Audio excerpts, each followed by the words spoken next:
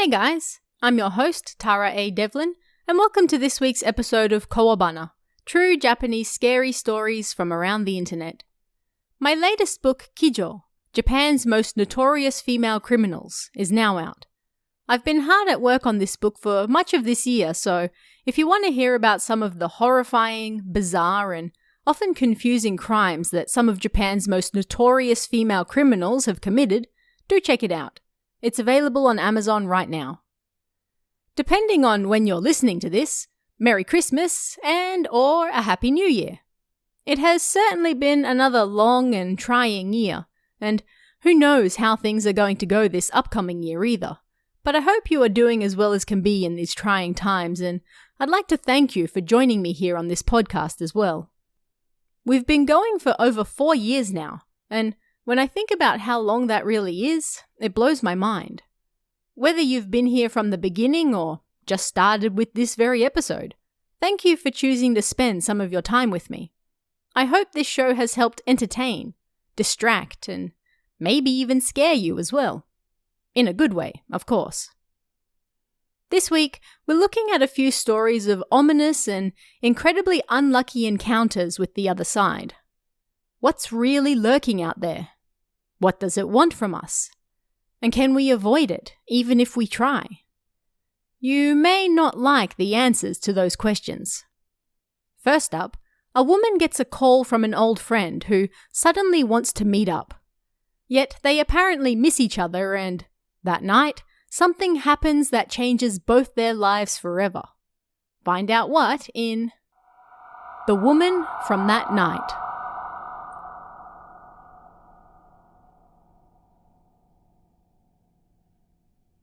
I got a call from my friend A, who I hadn't spoken to in about a year. Seemed there was something she wanted to talk to me about. Honestly, it was kind of strange. I heard from another friend that A was recovering at her family home after a stay at a mental hospital. I was at work at the time, so we agreed to meet at the station after. But work went on longer than I thought, and I wasn't able to make it there in time. I tried calling her, but I wasn't able to get through, so just in case, I made my way over to the meeting place anyway. A wasn't there. I was hungry, so I dropped by a nearby ramen restaurant. While I was waiting for my order to arrive, I got another call. It was from A. Something felt odd, but I apologized for being late. "But I was waiting," she said. Huh? Did I get the meeting place wrong? I thought, and I checked with her once again. "I'm going to go home now," she said. I thought that maybe she might not be in time for the last train of the night if we met up now, so I asked her about tomorrow instead. She didn't seem very keen on the idea, but in the end, she agreed. At about 2 a.m. that night, the phone rang. To be honest, I was kinda pissed off because I'd been sound asleep when it started. "Who is it?" I said sharply, without even giving my name. But there was no response. All I could hear was a muffled voice and what sounded like rain. It seemed to be a woman's voice whispering something, and then the phone hung up. I didn't know whether it was a wrong number or a prank call, but it made me angry. It was also kind of creepy, but I went back to bed and fell asleep again. I was sleeping well, but then suddenly I woke up. Instinctively, I looked at the clock, and not even half an hour had yet passed since I got back into bed. I tried to go back to sleep, but I couldn't. Then I heard a noise coming from the hall. It sounded like something being dragged. It was an old apartment, so the door didn't lead outside, but inside. I often heard people coming and going at all hours of the night, but this was the first time I'd heard something that sounded like dragging. How creepy. I could clearly hear something being dragged at regular intervals. I could also hear the sound of water dripping. Not only that, but the sounds were getting closer to my apartment. In my head, I connected the creepy phone call from earlier and the sounds outside and grew frightened. I held my breath in bed and listened to the sounds outside. They stopped right in front of my door. I debated whether I should open the door to see what was outside or not, but either way, I made my way over to it. When I entered the kitchen, I turned the lights on. There was another room between the kitchen and the door, with a sliding door attached. I turned to look at the door, and the moment I did, I felt something looking at me from that room. Looking again, I saw what appeared to be a figure standing in the corner by the mirror. I looked more closely at it, wondering if I was just seeing things, but it really was the back of a person in the mirror. I could see the lower half of their body in the light, but the upper half of their body was shrouded in darkness, so I couldn't see anything. My body went stiff, and I couldn't move. I couldn't speak, and it was all I could do just to breathe. I was suffering from paralysis, I thought. It was the back of someone, so I couldn't see their face, but for some reason, it felt like they were glaring at me. This feeling continued for quite some time. I couldn't tell how long, but it felt like an incredibly long time. I stared back at them as hard as I could. It seemed to be a woman. I could see what appeared to be a red skirt ending at the knees, but there was nothing below the shins. The woman appeared pale and thinner than normal. I couldn't see her upper body very well, but I could see a vague outline of her. Her hair was long and wet, reaching about the middle of her back. She stood with her legs about shoulder length apart, and her arms hung straight down by her sides. It was definitely a person, but it was like robotic, cold, something that words couldn't adequately describe. I couldn't speak, couldn't move. I just glared at the figure.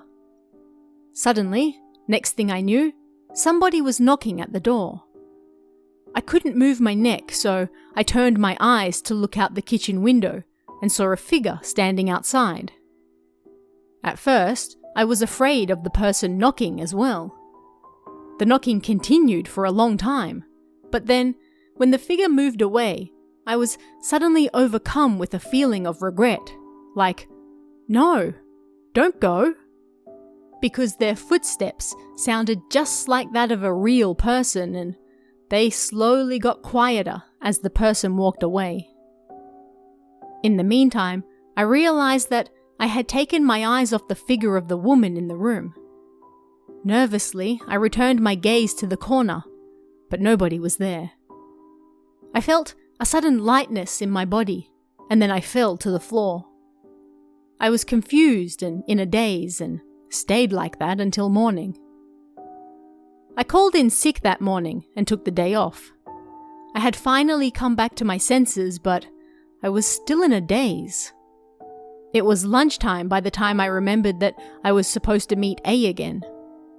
Our agreed meeting time was that night, but I wanted to talk to someone about what happened right away.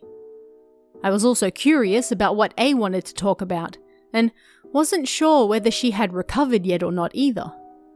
She was supposed to be recovering at home, so I figured she wouldn't be working and called her right away. But even though I called her phone, it was her father who answered. When I listened to what he had to say, all the colour drained from my face in shock. A had killed herself. I was a little lost, but she had asked me to talk the day before, so I asked her father if it would be okay for me to head over to their house right away. After thinking it over for a moment, he agreed. Her parents' house was about an hour drive away. It was also my hometown as well. When I got there, they quickly guided me inside. According to A's mother, she went out alone the night before and apparently returned home around 4 a.m. But in the morning, when she went to see her in her room, she found her lying on the ground and covered in blood. A jolt ran through me.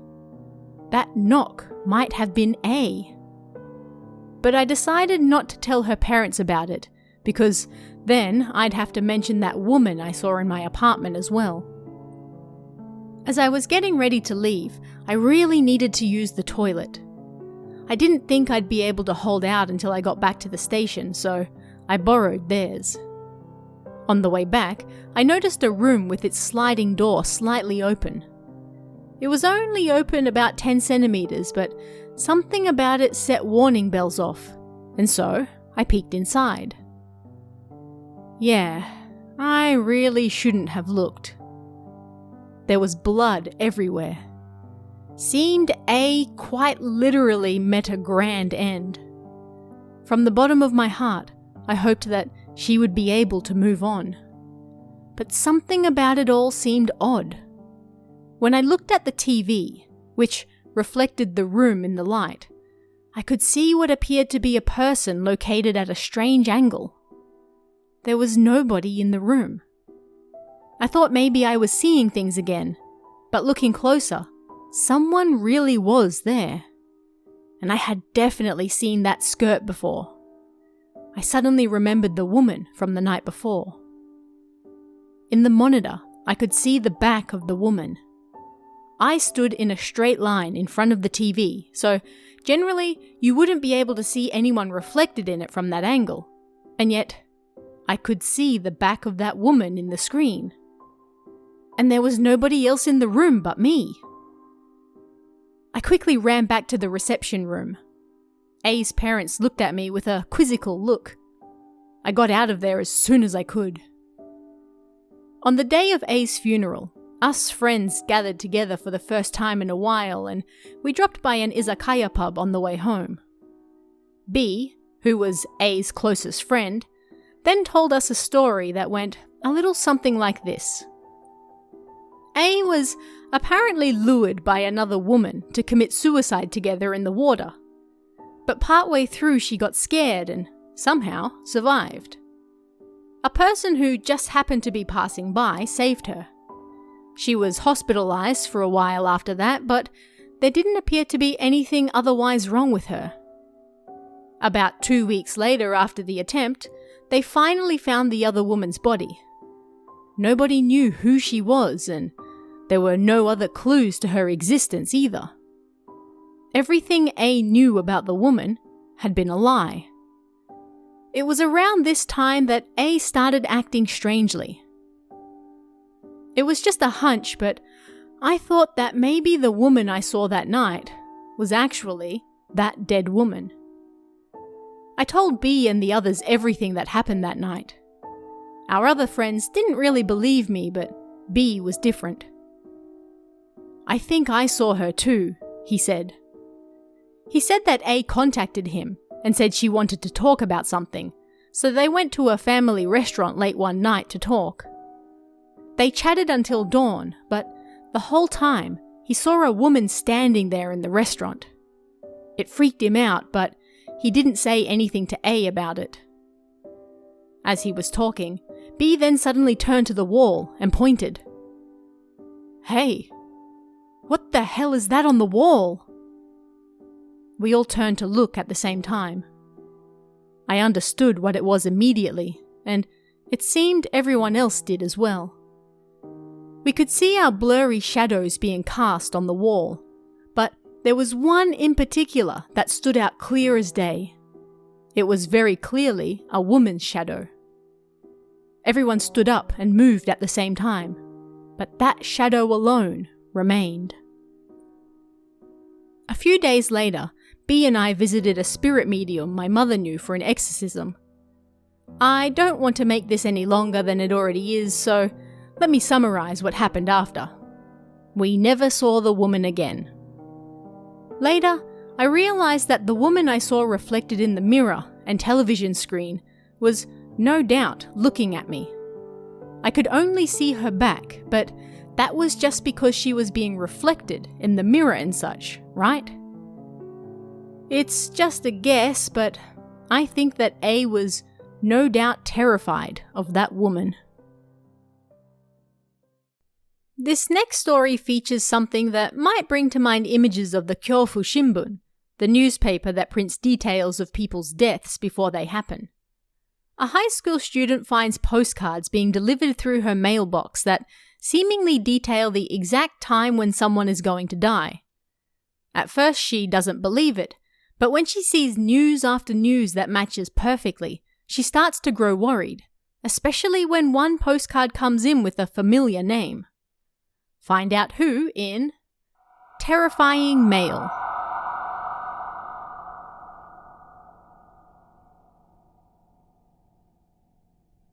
This happened when I was in high school.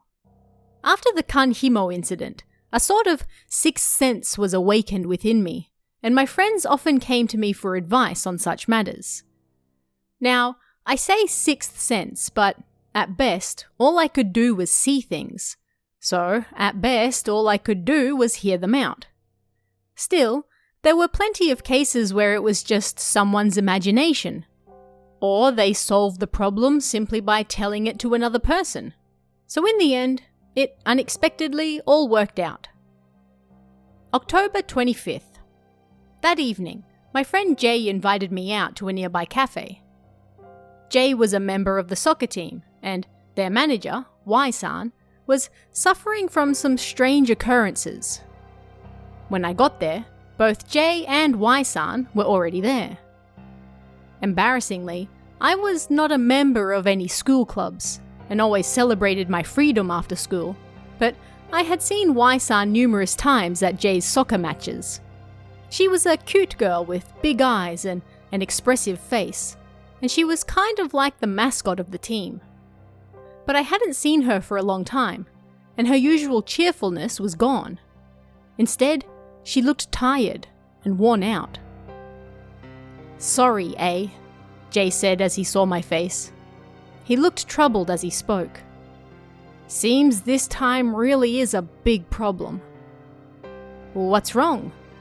I nodded at Jay and then turned to Y-san. She was almost in tears as she slowly explained what was going on. To make it easier to understand, I'm going to summarize what she told me from her point of view. It all started a month earlier, on September 23rd. Y-san woke up in her room during the middle of the night.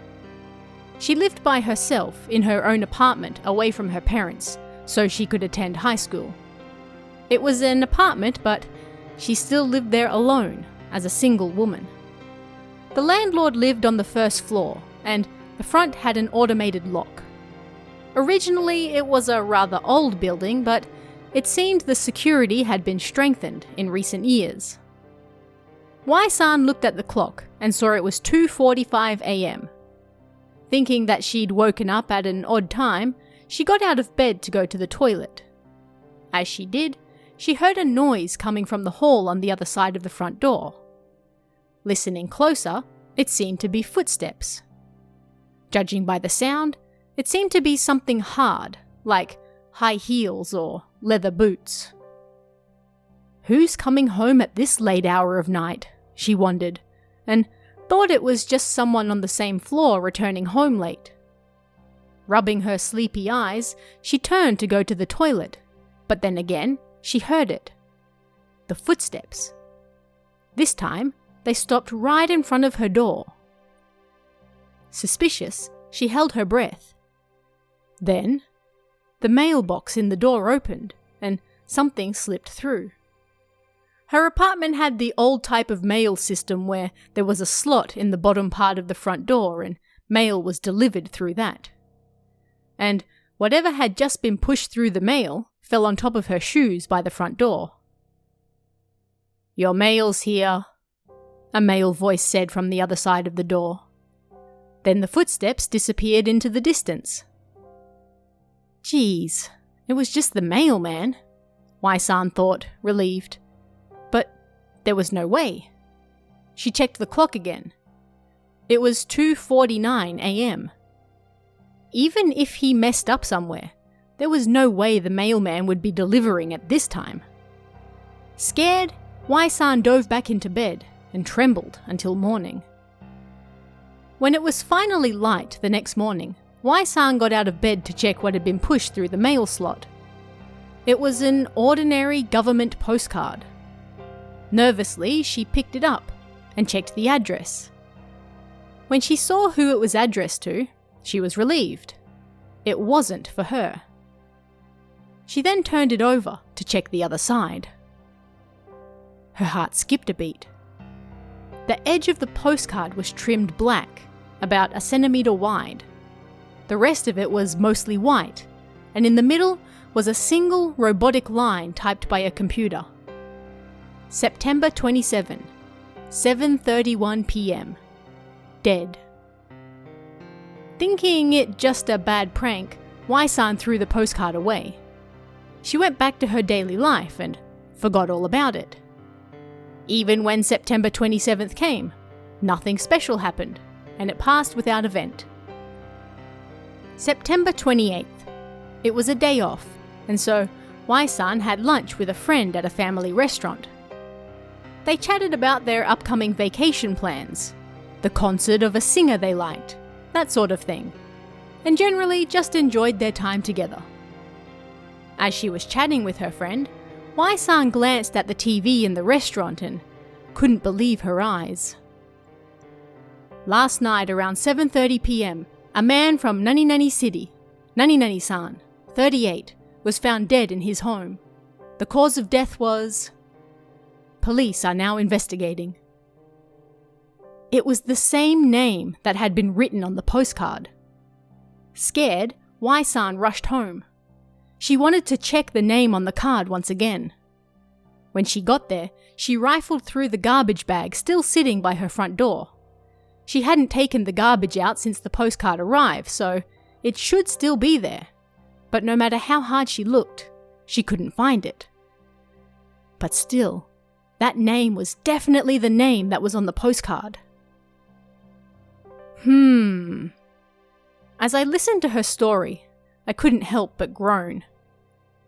But nothing happened again after that, right? As I spoke, Jay shook his head. That wasn't all. The exact same thing happened another 4 times. 5 people have already died now. But it's no doubt just the work of some weirdo or a malicious prank, right? Shouldn't you go to the police? At the very least, they might be coming from a murderer. Then Wai-san, who had been silently listening to Jay and I go back and forth, interrupted. No, that's not it. I mean, they all die in different ways. I looked into it, and some were heart attacks, others were car accidents. One person got sick. They weren't all murdered, and they all live in different places too. I was at a loss for words. I'd never seen such a case before. And she can't exactly ignore this anymore, Jay said, and then turned to look at Wai-san. She sighed, and then pulled something out of her bag. The moment I saw it, a chill ran down my spine.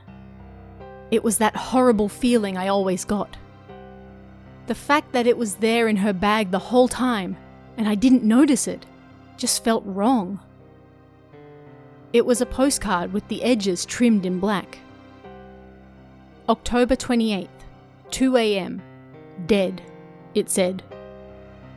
No way. When I asked, Wai-san nodded and turned the card over to the other side. It was addressed to her. This is the only postcard that won't disappear. All the others disappeared somewhere, but this one has been here the whole time, she said, her voice trembling. When did you get it? I couldn't help but raise my voice. That postcard just set me on edge. The night before last. Why didn't you come and tell me sooner? This is the real deal, you know. Hey, keep your voice down. Everyone in the store was looking at us. I wiped my forehead with a napkin from the desk like an old man. Calm down, I told myself, and after a few deep breaths, tried to think. I didn't have the power to do anything with spirits. And even if we went to the police, they wouldn't believe us and they wouldn't be able to do anything about it anyway. But with the way things were going, if we didn't do something soon, then Y-san would die that very night at 2 a.m. "Hold on," I said to both of them, and then left the cafe. There was only one person I could rely on at a time like this. Taking out my phone, I called my grandpa and told him what was going on. "So what should we do, Grandpa?" That's not good, huh?" He fell silent for a moment as he thought it over. "I have a talisman that the monk Oguro wrote for me, yes? Stick that to the mailbox, the doorknob, and all the apartment windows. I think it must be a kami that you invite in, so as long as you don't invite it in, then nothing bad will happen." "So she has to be inside then?" "That's right. Outside is far too dangerous. If you don't have 4 walls around you sealing you in, then they can just do whatever they want with you." I told Jay and Y-san to go back to her place first, and then I would go and get the talismans from my grandpa. Oguro-san was the monk who helped Kei and I during the Kanhimo incident. He was a meat-eating drunkard, divorced with a wife and stank to the high heavens. But when it came to his spiritual powers, the man was no joke. When I started to see strange things, he wrote a talisman to ward off evil and sent it to me.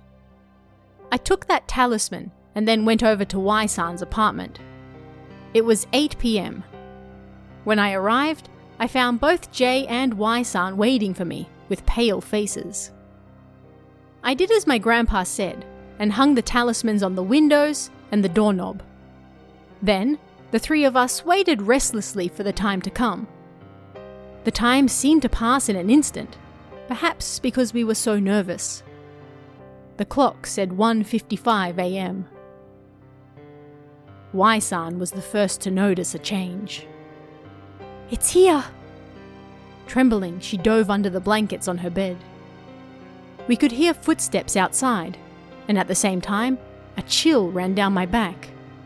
An awful feeling washed over me. The footsteps stopped in front of the door. Then, I realized something terribly important. What an idiot I was! I hadn't put a talisman on the mail slot, the most important spot of all. But having said that, I wasn't brave enough to go over and put it on at that moment either. Jay and I stared at it, wondering what would come through. Bang, bang, bang! Unexpectedly, there was a knock at the door instead. "Nani-nani-san, your mail's here." A cold, robotic male voice called out from the other side of the door. He called out Y-san's name. "Nani-nani-san, your mail's here." The knocks and the voice continued. We kept our voices down as we listened. The knocks and voice continued for a while and then suddenly stopped. Then the footsteps started again. They got smaller and smaller and then disappeared. Relieved, we fell to the floor. Y-san, who was hiding under her blankets, stuck her head out and cried in relief. Phew! I sighed, and as I stood up, I turned my eyes towards the door. As embarrassing as it was, I fell back to the floor again. Jay and Y-san also turned to look at the door, surprised at my actions. The mail slot. The lid was lifted, and 2 glittering eyes glared back at us. "Oh, so you are there!"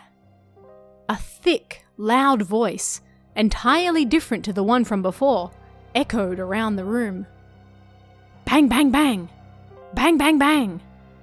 He started banging on the door. Rattle, rattle! The doorknob jiggled up and down violently. At the same time, all the windows in the room started to rattle loudly as well. Kya! Y-san screamed, and then passed out. Jay and I covered her, unable to do anything else. How much time passed? Next thing we knew, it was bright outside. The noises had also stopped. Wai-san! Jay and I rushed over to check on her, but she was just passed out and didn't seem to be in any danger. And despite all the noise, neither the landlord nor the other people living on the same floor seemed to have noticed anything from the night before. Wai-san soon moved out and into another apartment. Nothing has happened to her since then. As for why that thing visited her apartment, I think the reason was probably... well, I don't know for sure, but there seemed to be a strange curse going around our school. According to the rumours, if you posted a postcard with black trimming and the name of someone you hate into a certain mailbox at 2:49 a.m, then that person would meet an unfortunate end. It seemed that Wai-san was on the end of this curse, and the person who did it was the girlfriend of an older student she liked. I couldn't believe that someone would do such a thing to someone as bright and cheerful as her. It's a common saying, isn't it? The scariest thing of all is the human mind. As the saying goes, if you curse someone, better make sure to dig 2 graves.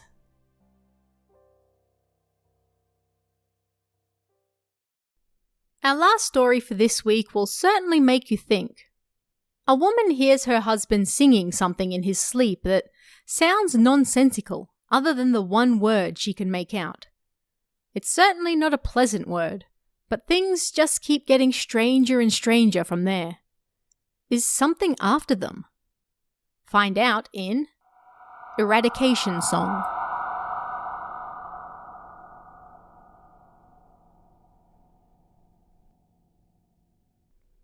It all started when my husband was sick in bed with a cold. We went out on a Saturday towards the end of July, and when we got back home that night, he started complaining. My head hurts. It's so cold. And then he went straight to bed. When I first checked him, he only had a mild fever, but about 3 hours later, it had risen to 39 degrees.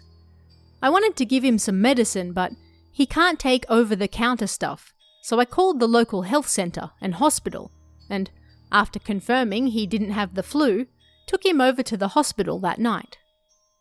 Luckily, he just had a regular cold, so we got some medicine, went home, and he fell sound asleep. It was already morning by then, and of course I couldn't sleep in the same bed as him, but I was relieved, so I sat down on the sofa and rested for a bit. I woke up at some point to what sounded like my husband calling me. The voice was definitely coming from the bedroom, and so I rushed over to find him singing in a loud voice. There was no way his fever could have gone down yet, and he appeared to be sleeping well too. But for some reason, he was singing at the top of his lungs. The sight was... how can I put it? It was so strange that I kind of just stood there and stared at him. He's normally really tone deaf, so I don't know what tone he was singing at, but he was singing all of these random sounds that didn't make much sense. But whatever it was, it suddenly sent chills throughout my entire body. Has the fever driven him mad? I thought. Without thinking, I grabbed the water bottle full of ice that was under his pillow, and suddenly he stopped singing and started snoring blissfully again. Not that there was any reason to, but I changed the water in the bottle and wiped his face with a towel, but there didn't seem to be anything especially wrong with him, so I went back to the sofa and fell asleep again. By the end of that day, a Sunday, his fever had gone down quite a bit. He seemed much better. When you were sleeping last night, you were singing something in a loud voice, I told him. It was kinda scary. Eh? Seriously? I don't remember that at all. What was I singing? I don't know. It was something strange. I thought maybe the fever had driven you mad. I was so surprised. Something strange? What does that mean? I don't think there's anything wrong with me, though. That night he didn't sing during his sleep, so the fear I felt started to fade and the time passed normally. On Monday, he took the day off work.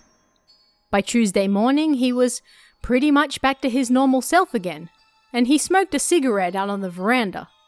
Smoking indoors was forbidden. I was in the kitchen at the time preparing breakfast, but the window was open and I could hear him muttering something to himself out on the veranda. I couldn't hear what he said very well. Eradication. I was stunned. Eradication? Did he just say eradication? Something suddenly shifted in my head. I went out to the veranda. You just said eradication, right? What the hell? He looked at me completely shocked. I'm sorry? Eradication? He threw the question back at me. You said it just now, didn't you? Eradication. Don't use such scary words. No, I never said any such thing. Maybe you just heard wrong. And I was muttering to myself? Really? He said, looking confused. But neither of us pursued it any further, and after breakfast, each of us went to work. Nothing especially strange happened after that, and then around the start of August, my husband's friend A-san came to stay the night with us. He was a mutual acquaintance of ours, and he'd come to visit us numerous times since we'd gotten married. But that day, while he was in the bathroom, I walked past the changing room when I suddenly heard something that made my heart stop. A-san was singing in the bath. Once again, I couldn't make out what he was singing, but it was the exact same thing my husband had sung when he was sick. What on earth was it? Was it some kind of local nursery rhyme? I was so confused and my mind a mess. But his family home was in a different prefecture to my husband's, and they didn't share any connections either. It sounded just like the sutras a monk might read at a funeral, but in a song. And it was exactly the same as what my husband had sung that time, no doubt about it. The pronunciation was a little different, but there was no doubt it was the same song. Chills ran through me, and my knees trembled. Hey, I said to my husband, who was watching TV in the living room at the time. A-san is singing the same song that you were singing that time. What song? He said with a laugh. He walked over to the bathroom, but the only sound that came out was that of the shower, and A-san was no longer singing.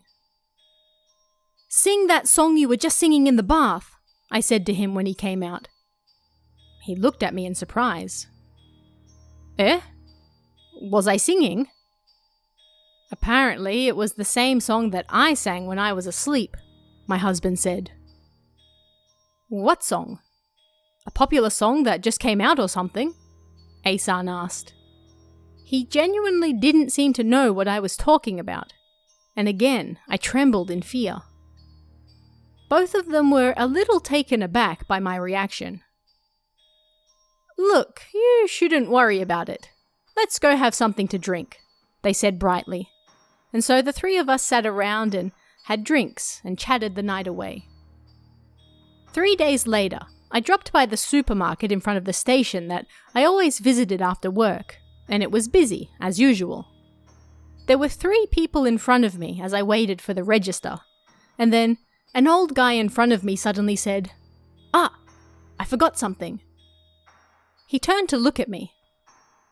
"I'm sorry, I forgot something just over there. Do you mind if I leave my basket here for just a moment?" Meaning, he wanted to get what he'd forgotten without getting out of the line for the register. There were people lined up behind me as well, so it was kinda hard to give him an answer. I just smiled bitterly and nodded, and he left his basket there and rushed off. Before long, he returned to the line with some seaweed in hand. The person behind me didn't say anything, so I just left it at that. Both the old man and I finished at the register, and as I was putting my stuff into my bag, I felt someone tap my right shoulder. I turned around, and it was that old man from just before. "Thanks for earlier," he said. "Not at all," I said. But then he whispered something in my ear. "It won't be here anytime soon. It won't be eradicated until..." He said the same thing that my husband and A-san had sung, and then tapped my shoulder again. I froze, like someone had just dumped a bucket of ice water over my head. As I stood there, unable to say anything, the old man quickly picked up his bags and started walking towards the supermarket exit. But once he walked outside, he suddenly disappeared. Eh? I thought, leaving my own shopping behind as I ran over to the door, but the old man was nowhere to be seen. Now, I do have bad eyes, but I wear contacts, so it's not like it's hard to see. The old man had very clearly disappeared. Do such visible ghosts as that really exist? Do they go shopping at the supermarket? And even if that were true, and even if he didn't disappear, what on earth did he just say to me? I was terrified. I fought the urge to scream and then returned home. On the way, I looked up one of the words I thought I heard in the song, and it apparently meant a letter or contact from somewhere, but it didn't really make much sense, and I couldn't figure out what it might mean either. It was just making me more scared, so I gave up. That week my husband was arriving home late every day, and he seemed rather tired, so I didn't say anything about it. That weekend was the start of the Obon holidays, however, so we were going to go back to his family house and visit the graves of his ancestors. That same night we went to visit his ancestors' graves, we spent the night at his family home. A presence woke me up, and when I looked around, my husband was sitting in Caesar style on top of the bed. I looked at the clock, and it was 4 in the morning. "What's wrong?" I said.